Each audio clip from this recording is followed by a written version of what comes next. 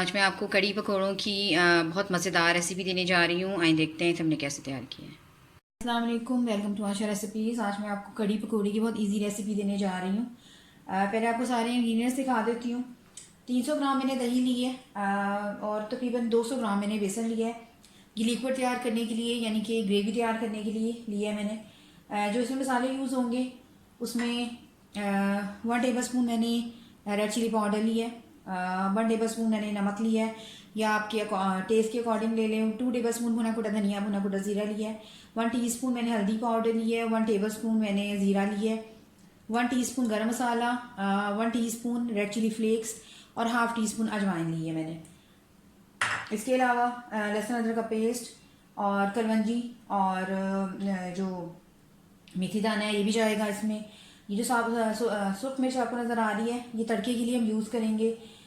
इसके अलावा तकरीबन आधा किलो बेसन मैंने लिया है पकोड़े बनाने के लिए। धनिया, हरी मिर्चें, प्याज, इसका सारा सामान हो गया पकोड़ों का। थोड़ा सा मैं इसमें 1 टेबल स्पून भर के इसमें मैं अनारदाना भी यूज़ कर रही हूँ। और तड़के के लिए मैं घी यूज़ करूँगी और ग्रेवी में डालने के लिए मैं कुकिंग ऑयल यूज़ करूँगी। तो आज सबसे पहले शुरू करते हैं बिस्मिल्लाहिर्रहमानिर्रहीम से इसका बैटर पहले तैयार कर लेते हैं। तो सबसे पहले जो है बेसन डाल दूंगी। बेसन मैंने छान लिया। वह बेसन को ज़रूर छान कर यूज़ कीजिएगा। बेसन को कभी भी ऐसे मत यूज़ करें बगैर छाने। बेसन डाल दें, दही डाल दें और इसके अलावा जितने मैंने आपको मसाले बताए हैं वो सब डाल दें और इसका एक रनिंग सा हम बैटर तैयार कर लेंगे। फ़िलहाल मैंने 1 लीटर पानी लिया है, देखेंगे कितना यूज़ होता है।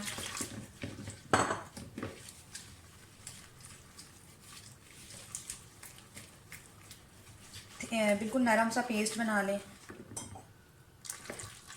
पूरा ही डाल दूंगी। इसको अच्छी तरह से फेंट लें ताकि लम्स वगैरह बिल्कुल ना रहें इसमें, क्योंकि जब ये पकने के लिए बैटर जाएगा तो ये और ज़्यादा थिक हो जाएगा, तो इसलिए बाद में हम और पानी डाल देंगे। फ़िलहाल जो है मैं इसका बैटर तैयार करके साइड पे रख रही हूँ।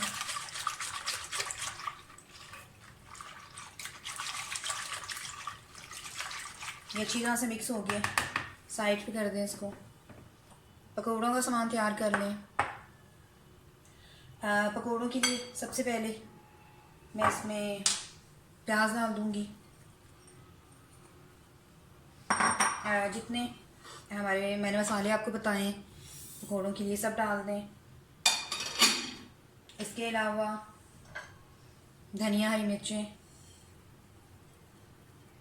मुझे पकौड़ों के लिए ये बर्तन छोटा लग रहा है तो अनारदाना मैं बर्तन चेंज कर रही हूँ। पकौड़ों के लिए मैंने बर्तन चेंज कर लिया है। सारे मसालों को, प्याज को, हरी मिर्चें, मतलब जो भी आपने मसाले के लिए बीच में चीज़ें डाली हैं सबको मिक्स कर लें अच्छी तरह से और थोड़ा थोड़ा पानी डालें। एकदम मत डालिएगा क्योंकि प्याज पानी छोड़ते हैं तो पकोड़े जो है पतले हो जाएंगे। पतले हो जाएंगे तो फिर रिज़ल्ट अच्छा नहीं आएगा।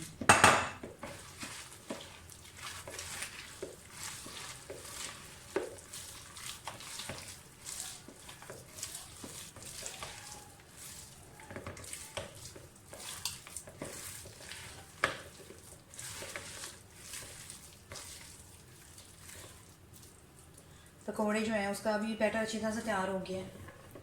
इसको साइड पे कर दें इसको भी और आए अपनी रेसिपी शुरू करते हैं बिस्मिल्लाहिर्रहमानिर्रहीम से कुकिंग ऑयल डाल दें। तकरीबन आधी प्याली कुकिंग ऑयल डालूंगी मैं, क्योंकि हमने तड़के के टाइम पे घी भी यूज़ करना है तो बहुत ज़्यादा घी डालने की फिलहाल ऑयल डालने की ज़रूरत नहीं है। तेल गर्म हो जाए तो मैंने हाफ़ टी स्पून कलवंजी ली है और हाफ़ टी स्पून ही मैंने मेथी दाना लिया है। आप चाहें तो इनको ग्राइंड भी कर सकते हैं बेसन के साथ, लेकिन इससे बहुत प्यारी सी खुशबू आती है।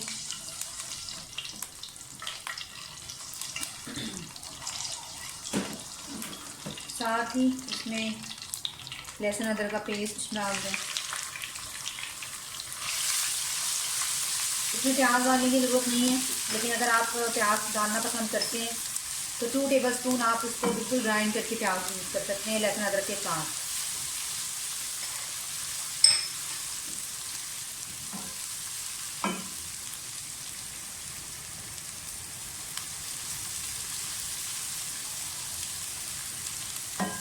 फ्राई कर लें, सोते कर लें, इसको थोड़ा सा गोल्डन ब्राउन सा कलर आने दें।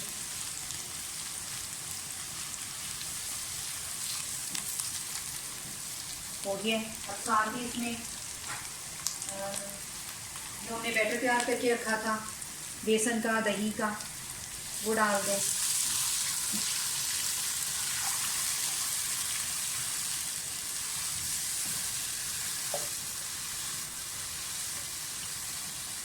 चम्मच मुसलसल हिलाते जाएं। इसमें तकरीबन 1 लीटर पानी और जाएगा, क्योंकि आप देख सकते हैं जैसे ही पकना शुरू हुआ है ठीक होना शुरू हो गया। अब इस टाइम से इसकी फ्लेम जो है बिल्कुल हल्की कर दें। अगर आपने तेज़ फ्लेम रखी तो जल सकता है दही और बेसन मिलकर।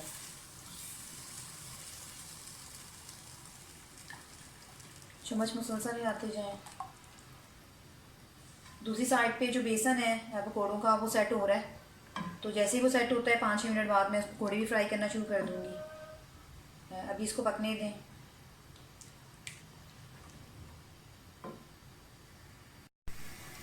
दही और बेसन मिलकर पकना शुरू हो गया और आप देख सकते हैं कि ठीक होना शुरू हो गया ये बहुत ज़्यादा। तो इसको पकते हुए 5 मिनट हो गए। अब मैं इसमें और पानी डालूँगी।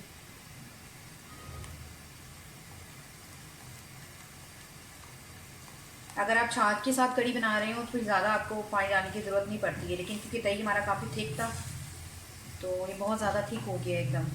एक तकरीबन फ़िलहाल मैं 1/2 लीटर पानी इसमें और डालूँगी।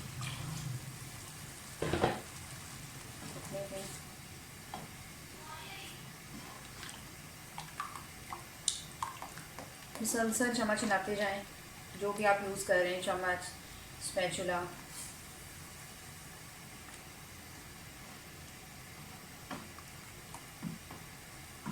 अभी तकरीबन 20-25 मिनट के लिए इसको पकने के लिए छोड़ दें, ताकि जो इसका कच्चापन है दही का और बेसन का बिल्कुल ख़त्म हो जाए। तो फ्लेम जो है मैं बिल्कुल हल्की कर दूँगी और इसको पकने के लिए दूसरी साइड पे चढ़ा दूँगी और इधर हम अपने पकौड़े बनाना शुरू करते हैं। कड़ी को पकते हुए 10 मिनट हो गए। अभी इसने और पकना है, उतनी देर में हम अपने पकौड़े तैयार करते हैं।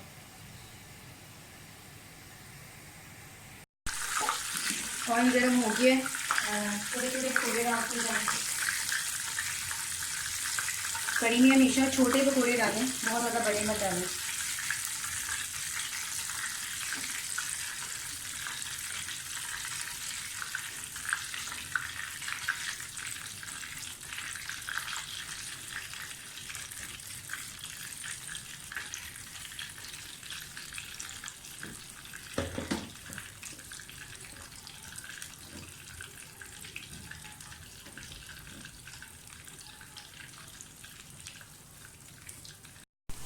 पकौड़े तैयार हो जाएं तो निकाल लें सारे, इसी तरह से सारे तैयार कर लें। सॉरी, उस वक्त मैं आपको बताना भूल गई, जब मैं पकौड़ों की मिक्सिंग कर रही थी मैंने 1/2 टी स्पून इसमें बेकिंग सोडा भी डाला था। आप चाहें तो बेकिंग पाउडर भी डाल सकते हैं, ये ज़रूरी है। इससे क्रिस्पी भी बनते हैं पकौड़े और नरम भी रहते हैं और फ्लफ़ी भी ज़्यादा होते हैं। लाजमी डालें, वरना उस तरह का फ्लफ़ीपन नहीं आएगा पकौड़ों में। इसी तरह से बाकी तैयार कर लें। पैन गरम हो गया है, घी डाल दें। ये हम पकौड़ों का तड़का तैयार करने लगे हैं।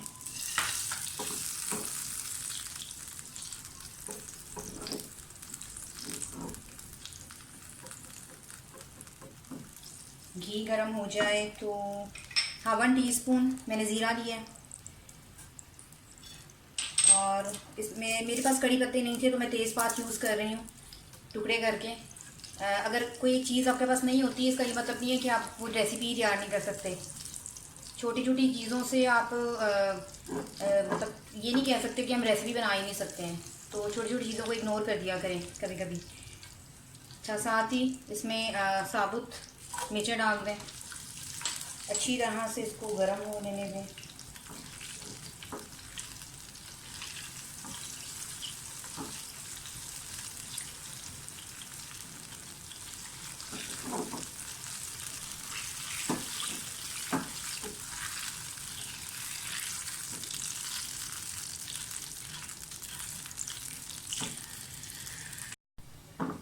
तड़का बिल्कुल रेडी हो गया है, अच्छी तरह से फ्राई हो गया सारा कुछ।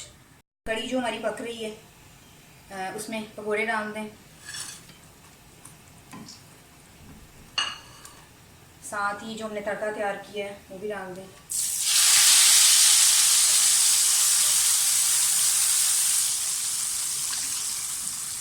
ऑलमोस्ट ये डन हो चुकी है, लेकिन 5-6 मिनट के लिए इसको मैं सारी चीज़ें डाल के दोबारा से पकाऊंगी। बस इस तरह की हमें ग्रेवी चाहिए। आप देख सकते हैं कितनी शानदार हमारी कढ़ी तैयार हुई है। तो 5 मिनट के लिए मैं और पकाऊंगी इसको, और फिर से डिश आउट करती हूँ और आपको दिखाती हूँ। कढ़ी को पकते हुए 5 मिनट हो गए हैं और ये बिल्कुल रेडी है सर्व करने के लिए। मुझे नमक थोड़ा सा कम लग रहा है, तकरीबन 1 टीस्पून मैं नमक इसमें और डाल रही हूँ। इसके अलावा हाफ़ टी स्पून इसमें मैं गरम मसाला भी डालूँगी, और इसको उतार लूँगी। अब कढ़ी बिल्कुल रेडी है। उम्मीद करती हूँ मेरी आज की ये शानदार रेसिपी आपको बहुत पसंद आएगी। अगर आपको मेरी रेसिपीज़ पसंद आ रही हैं तो प्लीज़ मेरे चैनल आशा रेसिपीज़ को सब्सक्राइब कीजिए, लाइक कीजिए, शेयर कीजिए और कमेंट्स भी दीजिए, और बेल का बटन भी ज़रूर दबाइए। अगली रेसिपी तक के लिए अल्लाह हाफ़िज़। इसे डिश आउट करके आपको दिखाती हूँ।